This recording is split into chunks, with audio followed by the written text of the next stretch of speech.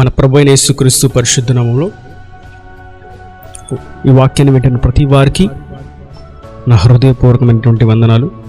కీర్తనల గ్రంథం 14వ కీర్తన 2వ చరణం. వివేకము కలిగి దేవుని వెతుకువారు కలరేమో అని యెహోవా ఆకాశము నుండి చూచి నరులను పరిశీలించెను. వారందరూ దారి తొలగి బొత్తిగా చెడి ఉన్నారు. మేలు చేయువారెవ్వరును లేరు, ఒక్కడైనను లేడు. చదివిన వాక్య భాగంలో ఆయన వెతుకుతున్నాడు. వివేకం కలిగి ఆయనను ఎవరన్నా అనుసరిస్తారేమో, ఆయన చెంతకు చేరతారేమో అని ఆయన వెతుకుతున్నాడు. అయ్యో, వివేకం కలిగి వెతికేవారు ఎవరు లేరు. ఇంకా వాక్యం సెలవిస్తుంది, నీతిమంతుడు లేడు, ఒక్కడును లేడు. అందరూ దారి తొలగిపోయారు, అందరూ త్రోవ తప్పిపోయారు, ఎవరు కూడా సత్య మార్గంలో ఎవరు నడవట్లేదు అని ఆయన ఎదుగుతున్నాడు. సరే, నీతి మార్గంలో ఎదుగుతున్నా కూడా ఎవ్వరు దొరకట్లేదు, ఎవరు రావట్లేదని ఆయన అంటారు. లూకా సువార్త 19వ అధ్యాయం 10వ వచనంలో మనం చూస్తే ఆయన నశించిన దాన్ని వెతుకుతున్నాడు. ఇప్పుడు నీతి మార్గంలో ఎవరు కనిపించట్లేదు, వారు నా మార్గానికి రావట్లేదు, వారు జీవంలోకి రావట్లేదు, గట్టు ఎక్కట్లేదు, మెట్టు ఎక్కట్లేదు, సంతోషంలోకి రావట్లేదు, వెలుగులోకి రావట్లేదు, వారు చీకట్లోనే ఉంటున్నారని ఆయన తన ఉన్నతమైన మహిమను సింహాసనం విడిచిపెట్టి ఈ భూమి మీదకి మట్టి దేహంను ధరించుకొని శరీరధారిగా కృపాసత్య సంపూర్ణుడిగా ప్రేమను చూపిస్తూ ప్రేమస్వరూపిగా ఆయన ఈ భూలోకానికి వచ్చి ఇప్పుడు అంటారు, ఆయన నశించిన దాన్ని వెతుకుతున్నాను. ఎందుకు వారు నీతిగా లేరు, యథార్థంగా లేరు, వివేకం లేని వారుగా ఉన్నారు, పాపంతో చేత బొత్తిగా తొలగిపోయి ఉన్నారు, మేలు చేయట్లేదు, అందుకని వారందరూ త్రోవ తప్పిపోయారని, నశించిపోయారని నేనే వారిని వెతుక్కుంటా వచ్చాను. ఎందుకు వెతుకుతున్నావయ్యా, నువ్వు వెతికి ఏం చేస్తావు అని ఆయన అడిగితే ఆయన అంటారు, నశించిన దాన్ని వెతికి రక్షించుటకు మనుష్య కుమారుడు వచ్చాను. ఆయన నశించిన దాన్ని వెతికి రక్షించడానికి భూలోకానికి వచ్చాడు.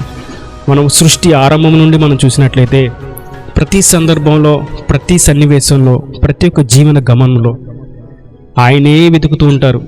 ఇప్పుడు ఆయన వెతుకుతున్నాడు. ఒక్కసారి ఆది కాండంలో చూసినట్లయితే ఆదాముని, ఆదాం ఎక్కడున్నావు ఆయన మొట్టమొదట ఆయన వెతుకుతున్నాడు, పిలుస్తున్నాడు. అతడు పాపము చేసి పిలిచిన పలుకుకి భయముతో దాక్కొని ఉంటే మరలా పిలుస్తున్నాడు, ఆదాం ఎక్కడున్నావు. ఆదాము పాపిగా నిలబడిపోయాడు. ఆ తర్వాత కయీన్ని చూస్తే, కయీన్ నీ తమ్ముడు ఎక్కడున్నాడు, కయీన్ని వెతికాడు, కయీన్ ఎక్కడున్నాడని. హేబేల్ని వెతికాడు, హేబేల్ దొరకల, హేబేల్ని కయీను చంపివేశాడు. హేబేలు తమ్ముడు, కయీను అన్నయ్య. ఆదాము యొక్క మొదటి కుమారుడు కయీను, ఆదాము యొక్క రెండో కుమారుడు హేబేలు. ఆదాము పాపంలో నిలిచిపోయాడు, కయీను పాపంలో నిలిచిపోయాడు. ఇక ఆయన పిలుస్తున్నాడు. మనం అనేకమైన విషయాలు చూడొచ్చు. అబ్రహామును పిలుస్తాడైనా, అబ్రహాము నువ్వు లేచి బయటికి రా. తర్వాత మోషేని పిలుస్తాడు, మోషే మోషే మోషే అని పిలుస్తాడు. తర్వాత దావీదుని పిలుస్తాడైనా, ఆయన దూరానికి తన సేవకుని పంపించి దావీదుని వెతుక్కుంటూ సమూయేలు వెళ్ళి సమూయేలు దావీదుని అభిషేకిస్తాడు. ఆయన సమూయేలుని కూడా పిలుస్తాడు, సమూయేల్ సమూయేల్ సమూయేల్. ఆయన దేవుని మందిరంలో సమూయేలు పడుకొని ఉంటే అర్ధరాత్రి వేళ దేవుడు తన మెల్లన్న స్వరంతో సమూయేలుని పిలుస్తున్నాడు. తర్వాత ఎంతమందిని మనం చూడొచ్చు. ప్రవక్తల గ్రంథాలు చూసినట్టయితే ప్రవక్తలందరినీ దేవుడు పిలిచాడు. తర్వాత క్రొత్త నిబంధనలో మనం చూసినట్టయితే జకర్యాని దేవుడు పిలిచాడు, తర్వాత మరియాని పిలిచాడు. తర్వాత ఆయన శిష్యులుగా ఉన్నటువంటి ప్రతి శిష్యుడిని మనం అందరినీ, ఆంద్రేయ దగ్గర నుంచి పేతురు దగ్గర నుంచి అందరినీ మనం చూడొచ్చు. ఆయన ప్రతి వారిని పిలిచి ఆయనే వారి యొద్దకు వెతుక్కుంటూ వెళ్ళి వారిని పిలిచాడు. ఆ తర్వాత మనం సౌలు దేవునికి వ్యతిరేకంగా తిరుగుతుంటే ఆయనే అతని దారికి అడ్డగా వెళ్ళి, సౌలు సౌలు సౌలు ఎన్నాళ్ళు నువ్వు ఎలాగ ఎదురు తిరుగుతావు అని సౌలు దగ్గర కూడా ఆయనే వెళ్ళాడు, పౌలుగా మార్చాడు. ఇప్పుడు అంటున్నారు, ప్రభు నేను మిమ్మల్ని మీ యొద్దకు వచ్చాను, నిన్నే నేను వెతుకుతున్నాను.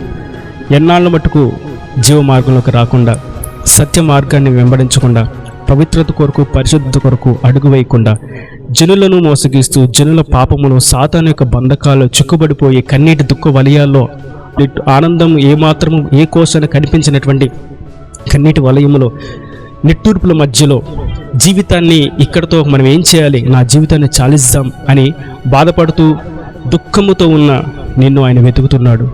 మీ కొరకే ఆయన వెతుకుతున్నాడు. ఆయన వెతుకులాట మీ కొరకే. ఆయన ప్రారంభం నుండి ఆయనే వెతుకుతున్నాడు. మనం మొదట ఆయనను ప్రేమించలేదు, కానీ ఆయనే మనల్ని మొదట ప్రేమించాడు. మనం యోహాను పత్రికలో చూస్తాం. మనం ఆయనను ప్రేమించామని కాదు, కానీ మొదట ఆయనే మనల్ని ప్రేమించాడు. ఆయన ప్రేమించాడు కనుకే ఆయన మహిమను విడిచాడు.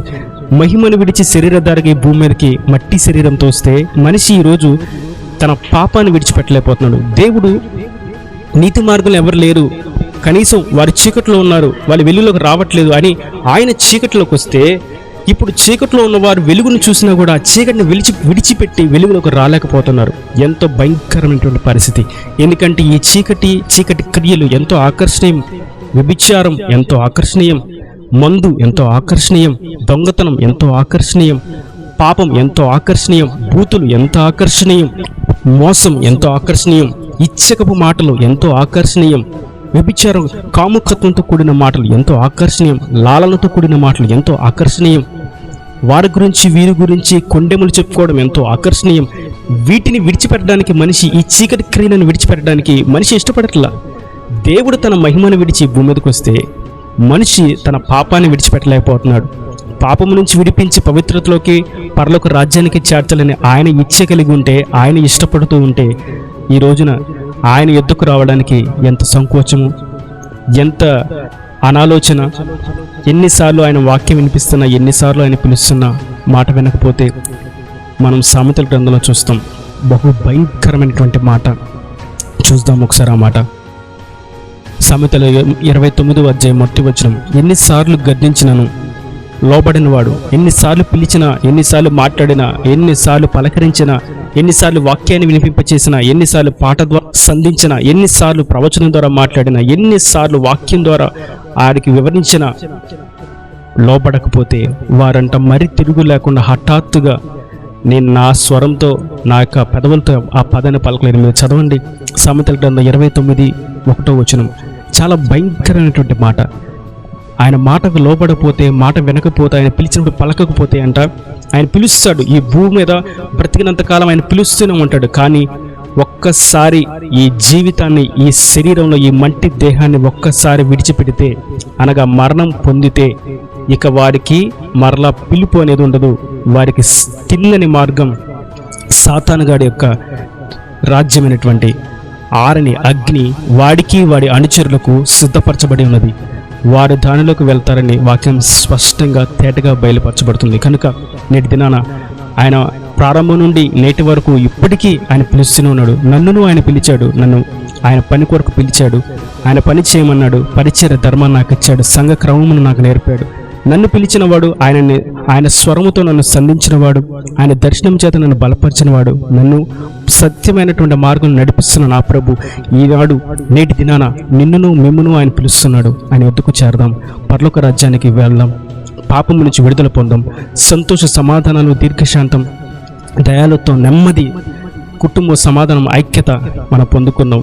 కుటుంబాన్ని ఈ జీవితంలోనూ పరలోకకు సంబంధించిన భౌతికంగాను ఆత్మీయంగాను కావాల్సిన మేలులన్నీ ఆయన ద్వారా లబ్ధి చేయబడతాయని, ఆయన ద్వారా అనుగ్రహించబడతాయని వాక్యం సెలవిస్తుండగా వాటన్నిటికీ మీరును వారసులు అవుదురుగాక. ఈయన దేవుని మాటలు ప్రతి వాని హృదయంలో నీరు కట్టి ఫలింపు చేయనుగాక.